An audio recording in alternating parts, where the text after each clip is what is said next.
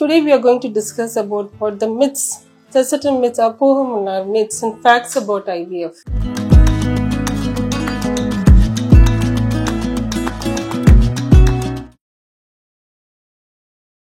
Namaskaram andariki. My name is Dr. Jinsi, consultant at Joy Hospital, Cloudpet First Aid near railway station, Ongole. ప్రతి ఒక్కరు ఒక infertility centre కి వస్తే IVF చేస్తామా?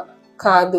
అలాంటి మిత్స్ మనకి ఉండకూడదు. ఫస్ట్ మనం హస్బెండ్ కి వైఫ్ కూర్చోబెట్టి అన్ని టెస్ట్లు చేస్తాం, ఐడెంటిఫై చేస్తాము. అసలు ఐవీఎఫ్ అవసరం అయితేనే చేయాలి. అన్ని బాగుంది అంటే ఫస్ట్ మెడికేషన్స్ ట్రై చేసుకోవచ్చు. మెడికేషన్స్ ఇంప్రూవ్ అవుతుంది, రెస్పాండ్ అవుతుందంటే let's go with the medication.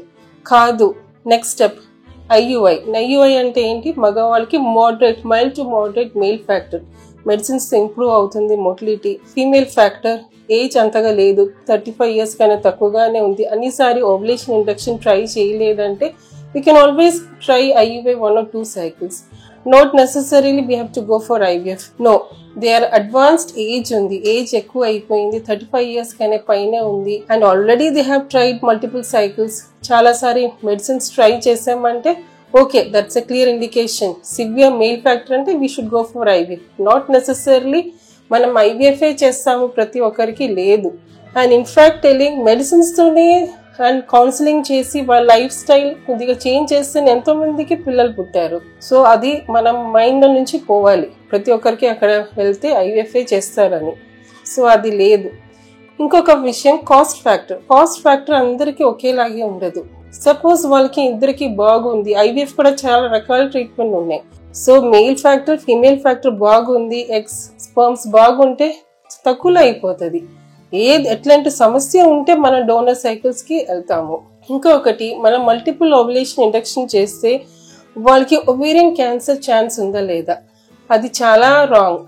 ఎప్పుడు ఈ ఛాన్స్ ఎప్పుడు స్టడీస్ ఏం చూపిస్తుందంటే మోర్ దెన్ 12 cycles, అది కూడా డాక్టర్ ది సలహా లేకుండా వాళ్ళ సొంత ఇష్ట ప్రకారం తీసుకుంటేనే ఆ ఛాన్స్ ఆఫ్ ఒవేరియన్ క్యాన్సర్ ఉంది. ఇంకా ఒకటి, ప్రతి ఒక్కరికి మనం ఐవీఎఫ్ చేసే వాళ్ళకి ట్విన్స్ పుడతారా, ముగ్గురు పుడతారా, అది ఆల్సో డిపెండ్స్. సో మన ప్రతి ఒక్క పేషెంట్ తో మనం కౌన్సిల్ చేస్తాము.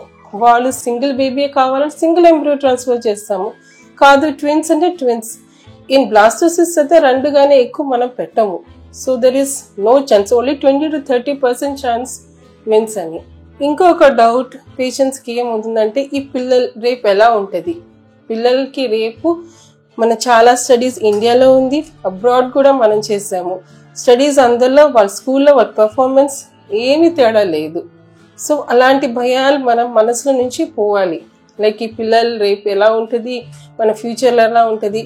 ఇంకా ఒకటి ఏముందంటే మగవాళ్ళది ఎక్కువ శాతం ఫీమేల్స్కే ప్రాబ్లం ఉంది, మేల్స్కి ఎట్లాంటి ప్రాబ్లం నేను బాగున్నామని అంటారు. అలా లేదు. ఇక్కడ 30 to 40% ఎలా ఫీమేల్ ఇన్వాల్వ్మెంట్ ఉంది, మగవాళ్ళకి కూడా అంత పర్సంటేజ్ ఇన్వాల్వ్మెంట్ ఉంది.